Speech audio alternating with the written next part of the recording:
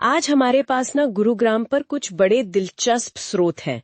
इसे अक्सर millennium city कहते हैं, सुना ही होगा। हाँ बिल्कुल। और ये देखना कमाल का है कि कैसे मतलब कुछ ही वक्त में खेती वाली जमीन एकदम से एक मॉडर्न शहर बन गई। हाँ, ये बदलाव बहुत तेज रहा है। तो चलिए आज इन्हीं स्रोतों के आधार पर, जिसमें गुरुग्राम सहस्राब्दी शहर का उदय के कुछ अंश भी हैं, इस शहर की कहानी को थोड़ा और समझते हैं। बिल्कुल, देखते हैं। सबसे पहले ये है कहाँ, मतलब लोकेशन। ये हरियाणा में है, नई दिल्ली से ज्यादा दूर नहीं, कोई 30 किलोमीटर दक्षिण पश्चिम में। अच्छा। हाँ, और दिल्ली एनसीआर यानी राष्ट्रीय राजधानी क्षेत्र उसी का हिस्सा ही है। ठीक है, पर बड़ा सवाल तो ये है कि ये इतनी जल्दी, मतलब इतनी तेजी से देश का एक बड़ा कॉरपोरेट और आईटी हब बन कैसे गया? क्या वजह रही? हाँ, ये रफ्तार सोचने वाली है। स्रोत यही बताते हैं कि दुनिया की जो बड़ी बड़ी कंपनियां हैं, फॉर्च्यून 500 वाली और दूसरी मल्टीनेशनल कंपनियां, हाँ। उन्होंने यहाँ अपने दफ्तर खोले बहुत बड़ी संख्या में।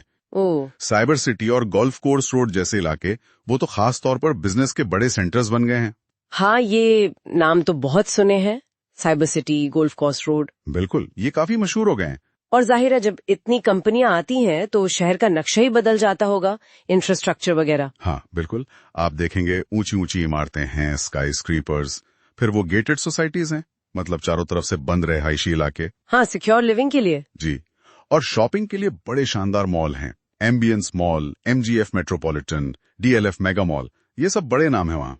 और शहर के अंदर घूमना फिरना, उसके लिए क्या इंतजाम है? उसके लिए मेट्रो है, दिल्ली मेट्रो की येलो लाइन जाती है, और फिर गुरुग्राम की अपनी रैपिड मेट्रो भी है, तो कनेक्टिविटी ठीक ठाक है।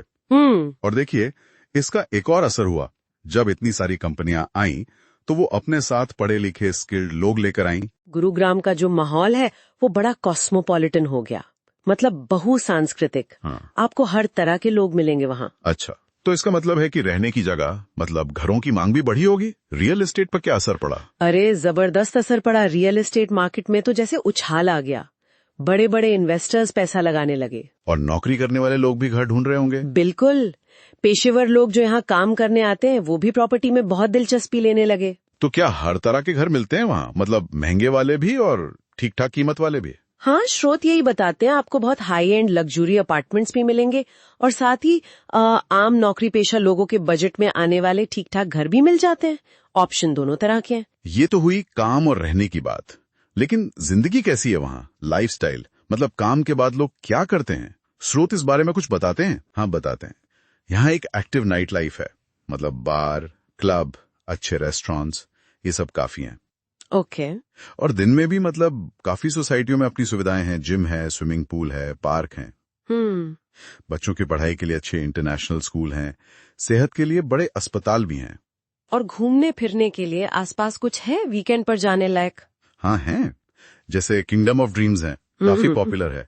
लेज़र वैली पार्क है, थोड़ा बाहर निकलें तो दमदमा झील है। अच्छा।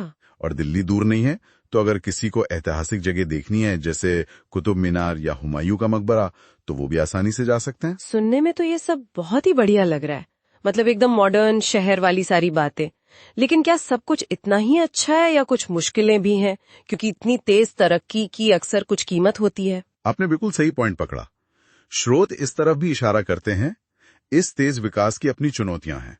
जैसे कि? सबसे बड़ी दिक्कत तो ट्रैफिक जाम की है, खासकर पीक आवर्स में, मतलब जब लोग ऑफिस जाते हैं या वापस आते हैं तो बहुत बुरा हाल हो जाता है। हाँ, ये तो बड़े शहरों की आम समस्या है। बिल्कुल।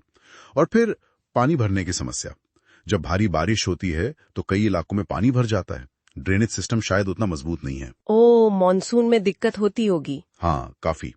और तीसरी बड़ी चुनौती है हवा की क्वालिटी, वायु प्रदूषण। दिल्ली एनसीआर का हिस्सा है, तो यहाँ भी हवा अक्सर काफी खराब रहती है, सेफ लिमिट से कहीं ज्यादा।